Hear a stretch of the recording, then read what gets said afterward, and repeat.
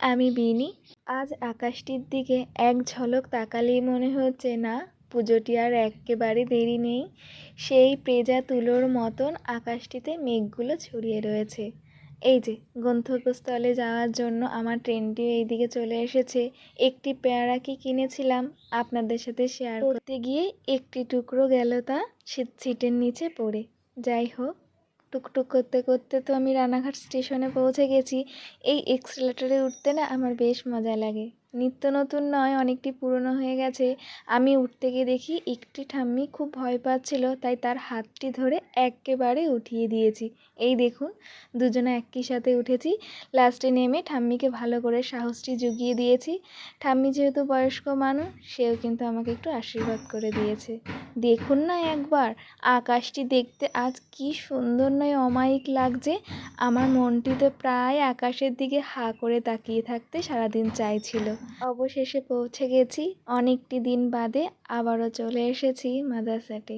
হ্যাঁ, একটি না একটি দিন নিজের জন্য বার করতে খুব ইচ্ছা করে, কিন্তু সেরকমভাবে সময়ের অভাবে একটি বারও তো আসা হয় না। তাই তো অনেকটি দিন ধরে আসবো আসবো করে না, এক্কেবারে মনে স্থির করে নিয়েছি আজই যেতে হবে।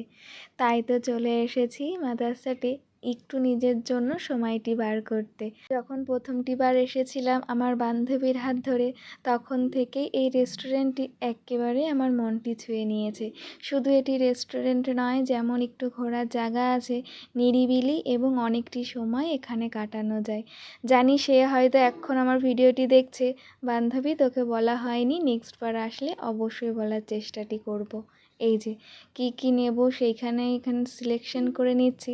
আমার খুব মনটি চাইছিল আজ একটি পিৎজা খেতে আর একটু বিরিয়ানির লোভে লোভেই রেস্টুরেন্টটিতে আসা, কিন্তু ওই যে অনেকটি দিন পর এসেছি বলে পিৎজাটা একটু নেওয়া। এখানকার পরিবেশটা যেহেতু খুবই শান্ত ও মনোরম, তাই হয়তো বারবার মনটি এখানেই আসতে চায়। এই যে প্রথম অর্ডারের খাবারটি চলে এসেছে। দেখতে পাচ্ছেন কতটা নয় আমি এক্সাইটেড। অনেক দিন ধরে যেহেতু ইচ্ছা ছিল, একটি প্রায় বছর কেটে গেছে মাদ্রাসাটিতে আসা হয়নি। এখন আমি পিৎজাগুলো সুন্দর করে তৈরি করে নিচ্ছি নিজের মন মতন।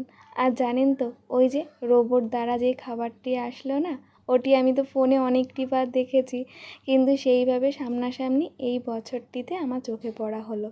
দ্বিতীয় খাবারটি দেখুন কি সুন্দরভাবে আমাদের এখানে দিয়ে গেছে। জানেন, আমি না লাস্টের দিকে ও আমার পাশ থেকে যখন যাচ্ছিল, তখন আমি একটু ওকে হাই জানিয়েছিলাম। আমাকে সে যে উত্তর দিল, বাট সেরকম জোরে একটি শুনতে পাইনি বলে ভিডিওতে আর সাউন্ডটি নিতে পারিনি। আসুক, আমি কিন্তু সেই জিনিসটা আপনাদের সাথে তুলে ধরেছি, একটু পরে শেয়ার করে নিচ্ছি। এই যে বিরিয়ানিটা এখন আমাদের সার্ভ করে দিয়ে গেছে। অনেক দিন পর বিরিয়ানি পেয়ে আমি তো খুবই খুশি। আপনাদের একটু ভালো মতন দেখিয়ে নিচ্ছি। আমি এক্কেবারে শুধু নর্মাল বিরিয়ানিটাই নিয়েছি। তখনও প্রচুর পরিমাণে গরম ছিল, তাই টুকটুক করে আস্তে আস্তে সবার সাথে মিলেমিশে এই পরিবেশটাকে উপভোগ করে নিচ্ছি। এই দিকে ছিল ডেজার্টের আইটেম, আর ওই দিকে ককটেল বা কোনো ড্রিঙ্কসের আইটেম ছিল। এই দেখুন, যখনই এই মেশিনটি, যার নাম অনন্যা, আমার পাশ থেকে যাচ্ছিল না, আমি ওকে হাই জানিয়েছি, একটিবার ও দাঁড়িয়ে গিয়ে আমাকে বলছে আমি খাবার সার্ভ করছি। এই কথাটি শুনে আমি কী যে মজা পেয়েছি, কিন্তু ততক্ষণে দেখলাম আমার ক্যামেরাটি অন করা বদলে অফ হয়ে গেছে, তাই আর সেইভাবে তুলে ধরতে পারিনি। এই যে অবশেষে কিছু পার্সেল নিয়ে বাড়ির দিকে রওনা দিয়ে দিয়েছি। এই সাদা ফুলের সাথে একটু দেখা করে আজকের ভিডিওটি এখানেই শেষ করছি। নতুন কোনো ভিডিওর সাথে আবার দেখা হবে। টাটা।